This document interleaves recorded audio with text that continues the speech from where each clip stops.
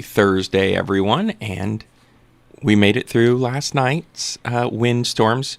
I think there's a few tree issues out there, but much appreciative to all the crews and dispatch and first responders that were out for hours all over the county last night getting that process started. I think it's time for spring to move on.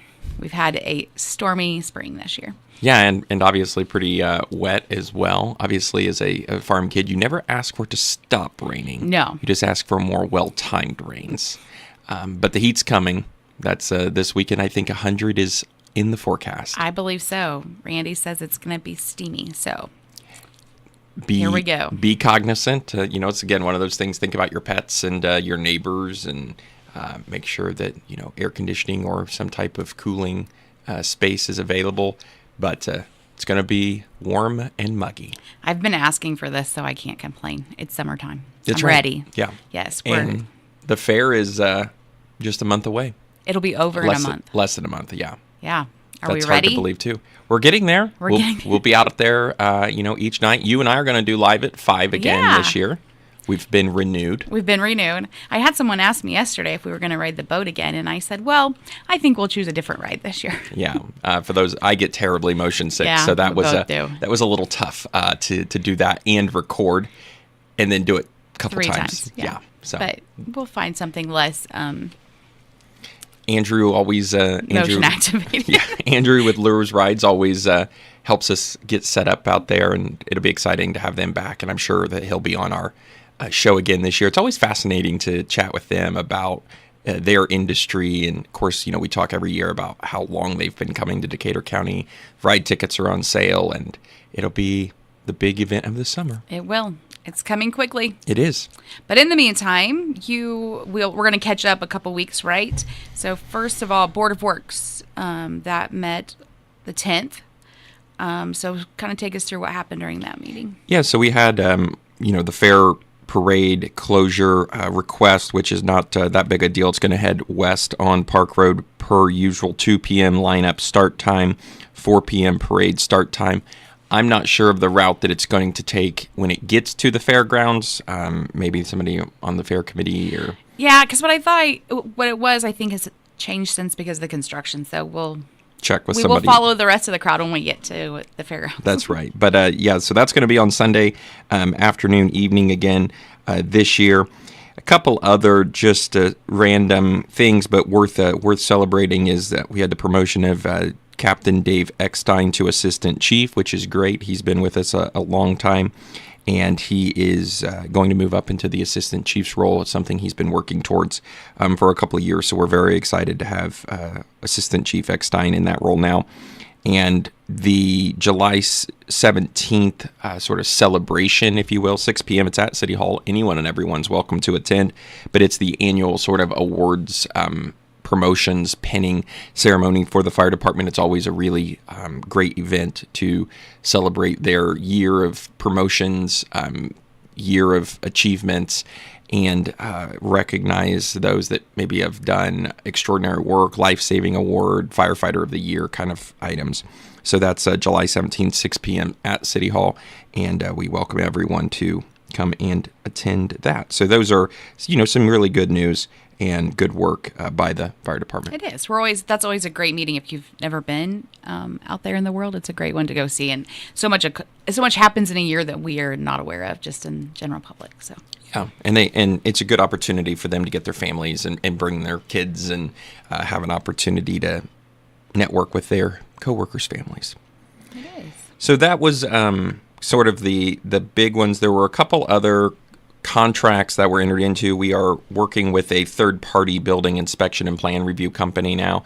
This is something where our staff's not architects and engineers, so the plan review process we need to have some assistance with. So we're going to work with JTL, which is a statewide firm that's got some local representation based in Columbus. So they're going to help us with that. And our plan commission is going through the process of reviewing some of the fee schedules related to that. But that contract's already underway. The board agreed to that so that we could make sure that we're building safe, code compliant, and helping the developers and builders make sure that when they actually go from paper to dirt, that it's correct, and it's much easier to change something on paper than it is in the real world.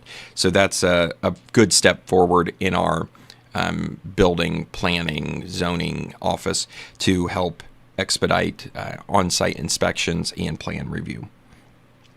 One of the other big ones was NDOT's working on Main Street. We've talked about that for several years now. That is coming quickly, not quick enough for most of us. 2027 is the letting year, which means the year that it goes out to bid. That's on their schedule. They are going to start on the west end first, so that will be from Ireland Street, so the speedway there on Main Street, out towards the rail near Premier Ag. Okay. So that's going to be the full reconstruction. And then from the rail on out to Highway 3 or the bypass, then that will be a mill and fill. So they're going to mill off the top layer of pavement, new pavement. So we'll have new pavement from Ireland Street all the way to the bypass. But we are doing, NDOT's doing some utility replacement work for us there, which is great.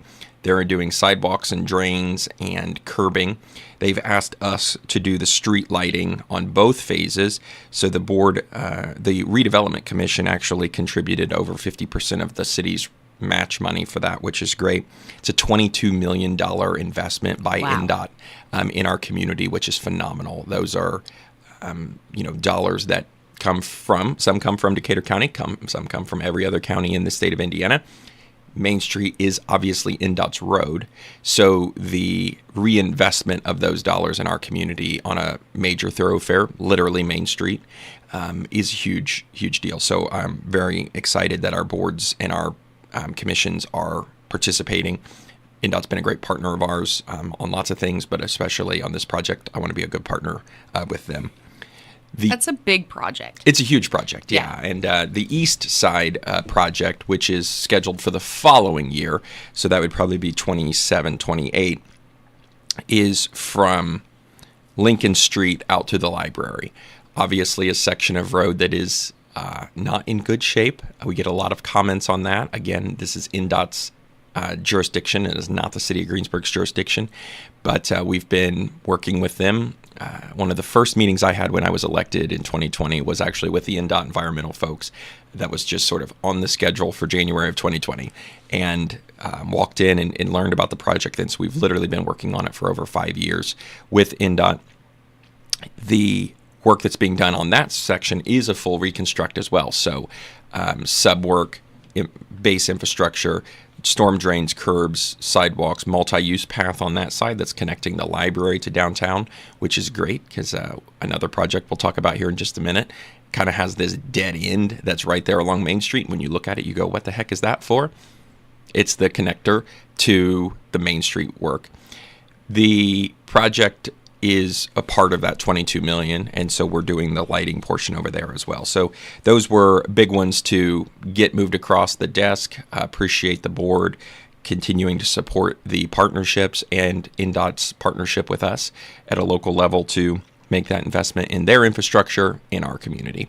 And, a lot of people don't understand that there are certain parts that belong to NDOT and some do belong to the city and some belong to county. And I know that's an ongoing discussion we've had with Commissioner Pazel as well, because it's not always just an easy fix for you to say, yeah, we can go do that.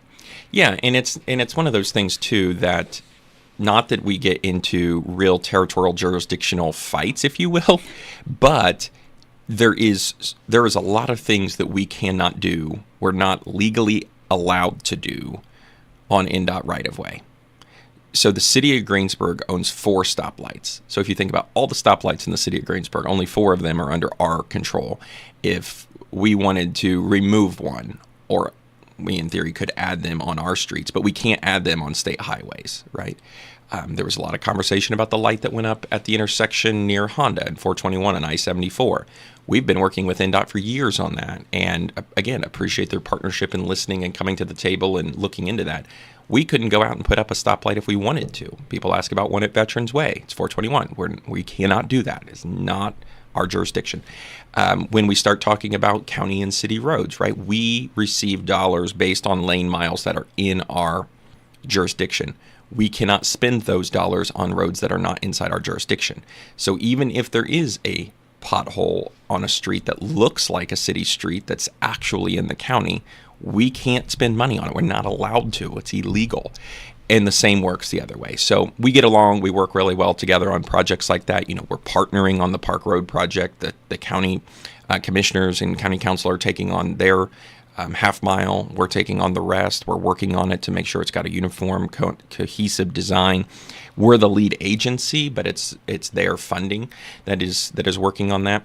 So then when you move into private sector, we get a big topic right now is this small section of private property between the curve on Broadway that turns into Smith Road and Veterans Way. When Veterans Way was built, it became a thoroughfare, right? It's not public property. It is privately owned. So that section that's really bad there is the responsibility of the property owner. We've communicated with them that, their property is in less than ideal shape, and there's a lot of complaints about it. But it is not a public street, similar to the sort of giant potholes that appear in front of what was Frisch's. Again, that is owned by the strip mall and the people that own the Frisch's building. Those are not streets. We do not maintain parking lots, those kinds of things. So it's this jurisdictional control. And everyone that's listening should be very proud that we're not in there fixing someone's parking lot or driveway or private parking, or private roads, because that's their responsibility. Right. Now we can work with them, right? We can work on, hey, can you help us? Maybe we need a storm drain, or we need an outlet. Can we put a culvert in? Something like that. We're happy to improve. Partner, yeah. But the jurisdictions get real wonky, and then there's a lot of things behind the scenes that not that we don't want to, we can't. Yeah. All right. Any other things from Board of Works? I think that's it for the most part on that one. Okay. And then City Council also met that same evening. Yeah. Lots of kinds of interesting things there. We do the tax abatement committee meets when necessary, but we meet once a year in order to review CF1s, which are sort of continuing financial disclosures, if you will. Make sure that the companies that have received the abatements over the past that have active abatements, those in theory could span back 10 years, are meeting and upholding their obligations. They have to submit an annual form, so we did that. And then the council actually reapproves those each year, or denies, or puts some stipulations on something. So all of those were approved. One came with a stipulation that there needed to be an improvement within the next year, or that consideration could be revoked. So that's that all moved. But one of the best parts was SB1s, which are the applications for new abatements. There was one of those as well. It's called Project Mold. And the company's name is Heidelmar. It's an Austrian-based company that is looking to build their first facility in the United States. Oh, wow. And we have a local gentleman who works for them here in the States that came to us and said, my company's looking to expand in the United States. I would love for them to build in our community. And Brian Robbins and I have met with them a couple times. Brian's met with them quite often. And we're looking at opportunities for them to get into the community. So they've purchased some property. They've received an abatement. They're going to hire about 30 people. And it's more than a $7 million investment in our community to build a new facility. And they make the molds that make plastic molds. Oh, wow. So if you think about it's like where do multi-layer. Where do molds? It's like a little inception. Where do molds come from? They come from a mold. So they make the mold that makes molds. But it's great. We're adding an Austrian company to our direct foreign investments, which is fantastic. It's their United States headquarters, if you will, and we're very excited and appreciate the partnership with our local connections, and then our real estate teams that have worked to get the deal done, and Brian's team has been great. So we're very that's big news. Yeah, it's exciting. It is very exciting. It's more people working in our community, a different economy than tied to maybe the automotive or something else. So it's a great expansion growth, and seems like a great company to add to our community. Very exciting. Any timeline on that at this point? They don't have a timeline immediately, but I do think they're going to move relatively quickly. All right. Very good. Heavy trash update. That's all wrapped up and done for the year, right? That is. So one time this year, there were a lot of work done by our team. 80,000 pounds extra for Heavy Trash Week. So if you think about that, that's a tons. Trash that was picked up manually was 500,000 pounds. So Wow. that's a lot. And our teams, I know we've thanked them before, but continue to thank them. Really, really well done. And that service is something that we're proud to offer and look forward to continuing to offer it. We just kind of need to keep calling on people to, follow along, participate correctly, make sure we're complying with the rules. The rules are there for a reason, and that, cardboard, when it gets wet, it disintegrates, and then it creates just a huge mess. And of course, Heavy Trash Week this year was very wet. Unfortunately, we can't take electronics, we can't take compressors, appliances, etc. So construction material is a disaster. So we just really, really need to be sure that we're following along, respecting the rules, so that our teams, and really that's what it's there for.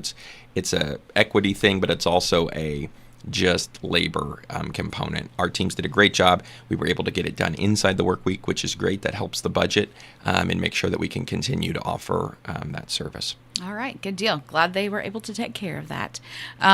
Old Fire Station, the open house. Yeah, a few weeks ago, we hosted an open house, and I think it was on a Thursday, and maybe I had mentioned it right here on the program, in that we were going to welcome some developers to the community to sort of look at, touch it, feel it, see it. And we had a pretty decent turnout, maybe like 15, 20 folks. There were quite a few that had never been to Greensburg before, so that was kind of fun. And that we got to showcase our community, talk about what's going on, talk about the improvements being made. They were really interested in, investments in our urban core downtown facilities that connect pedestrians. They liked the site because it did already have sidewalks, although maybe not in perfect condition, that connected to downtown, so that if they were looking at multifamily, commercial, retail, or whatever, it was already connected to the urban core. It's not far. So that was a positive that was expressed. The location and proximity to I-74 and the visibility was a positive as well. So we had really good conversations. I don't know if we'll see something come out of that necessarily, but we've had some folks follow up with some questions that are taking a more in-depth look. The building is cleaned out and empty and is ready to go on to its next life, but we've got to find the right partner that wants to take care of it, be attentive to its visibility, location. We're not hung up on the building has to stay. It's not on the National Historic of places, but we definitely want somebody who's going to be mindful that it sits at a gateway to our community, and that we can find something as a benefit, that benefits either generally the tax base or benefits the community through an amenity addition. So that no real progress, no big timeline on that, but it is making some progress, hopefully. It's a work in progress. That's a great way to put it. It's a work in progress. Anything else from City Council? We had a big, long conversation. Our attorney brought forth Ordinance 25-08, which is the recertification of districts.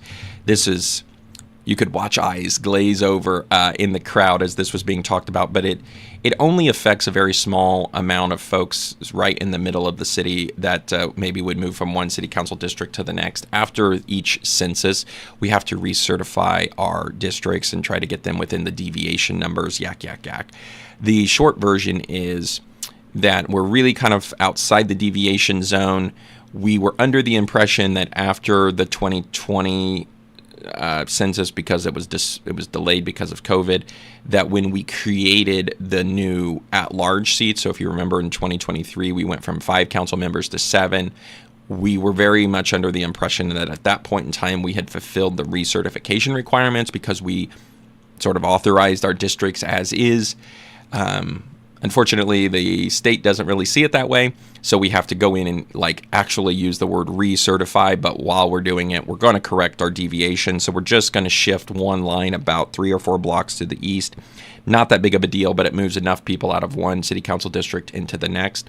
It doesn't really affect it definitely doesn't affect anyone that doesn't live in those zones, and I forgot to write down the streets, but it really doesn't even affect that in that you can vote anywhere. Vote centers allow you to vote anywhere, so you don't have to go to a precinct-based voting location.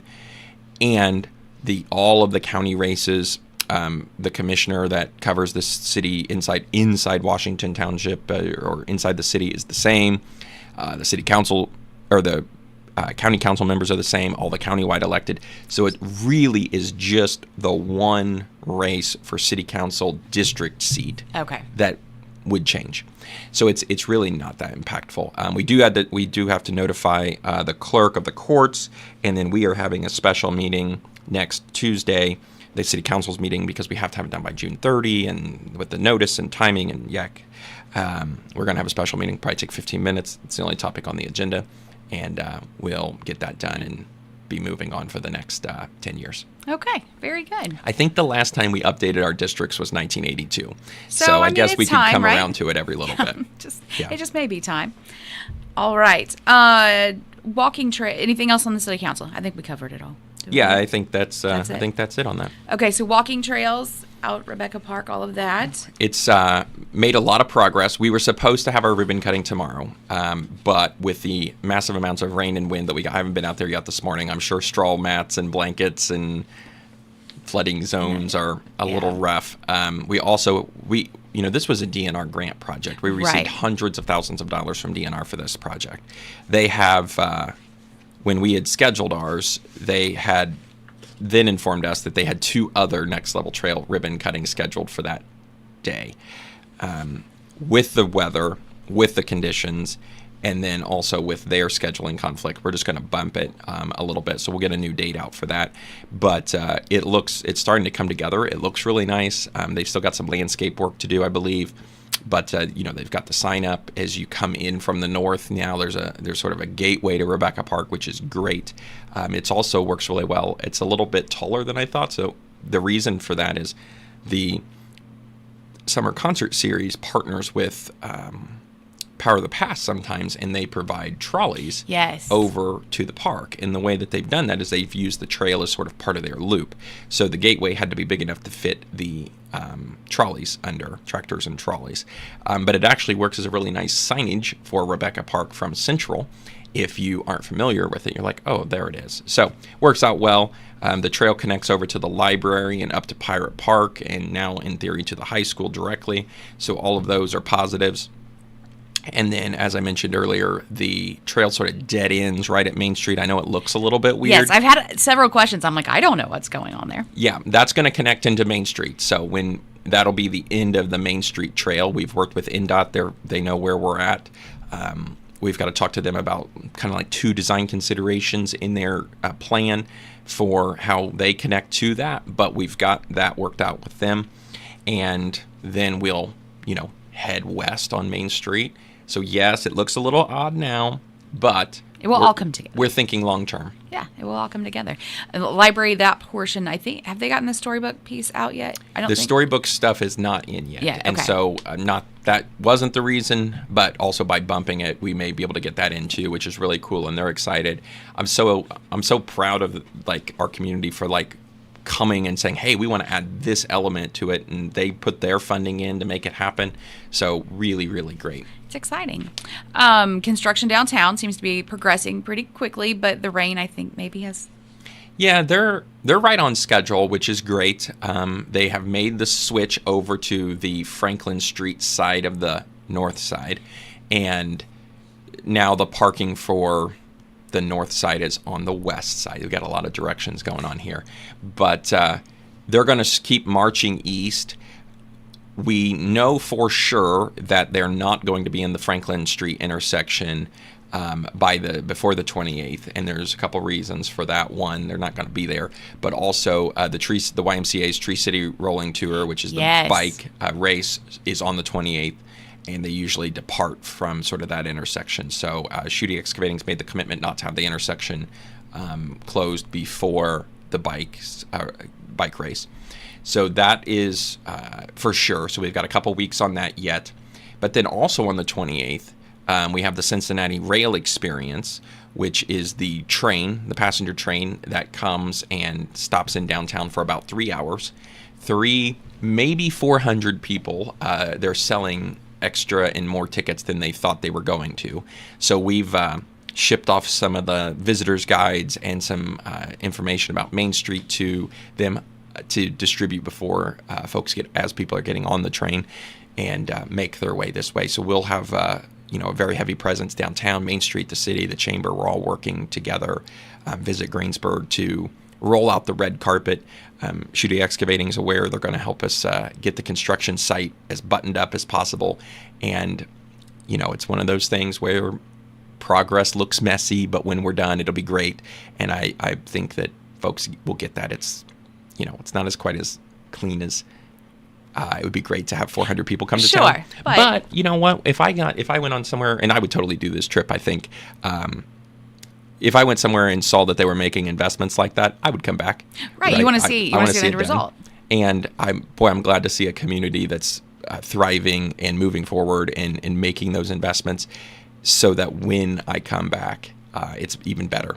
And if you look at Franklin Street, there's a great example of like, oh, that makes sense. That's what they're doing elsewhere. Cool.